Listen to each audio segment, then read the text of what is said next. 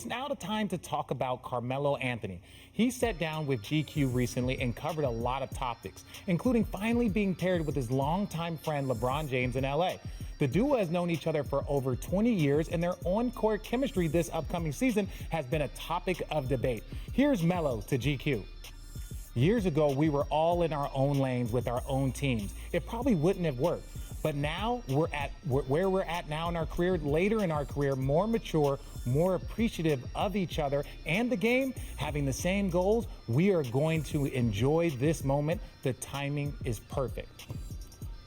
Now, Brian, do you like the LeBron and Melo pairing on the court? You know, here's the thing. I think it's going to be great for them to be with each other, to drink wine with each other and everything all year long. But if you're a Lakers fan, you have to realize Carmelo Anthony is a minimum contract playing role player. He's going to have nights where he's going to hit some spot-up jumpers, and he's going to have other nights where he fades into the wallpaper. As long as you have that expectation and understanding, anything that he gives you above that, you should be happy about. And I do agree with him. Melo, in his heart of hearts, believed in 2003 that he should have been the #1 pick. There were people, including Melo, who thought he should have won Rookie of the Year over LeBron James because he led his team to the playoffs and LeBron didn't. He's always been a proud guy, and I have no doubt that they wouldn't have worked early together. And I do think it can be a nice pairing now, but remember, it's a complementary piece. It's not a running mate.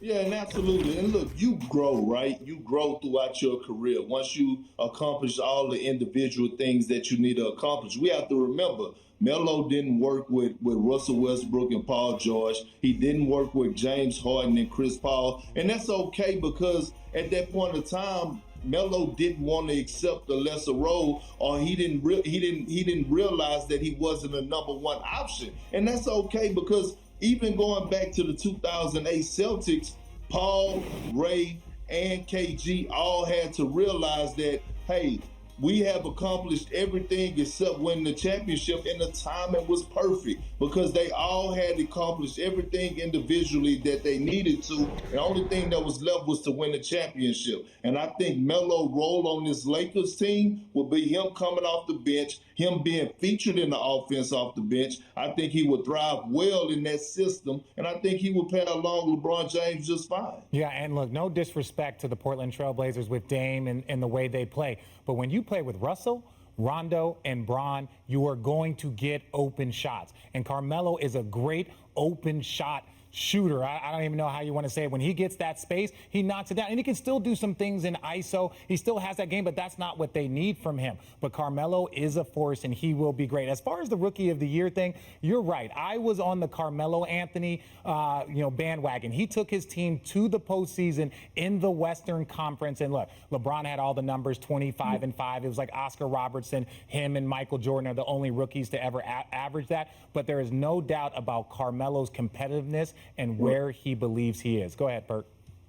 Well, I'll tell you what we don't need on this show, and that's you having your shirt open all the way down to your belly. But that's what we don't need. But go ahead, carry on. Thanks for watching ESPN on YouTube. For live streaming sports and premium content, subscribe to ESPN Plus right now.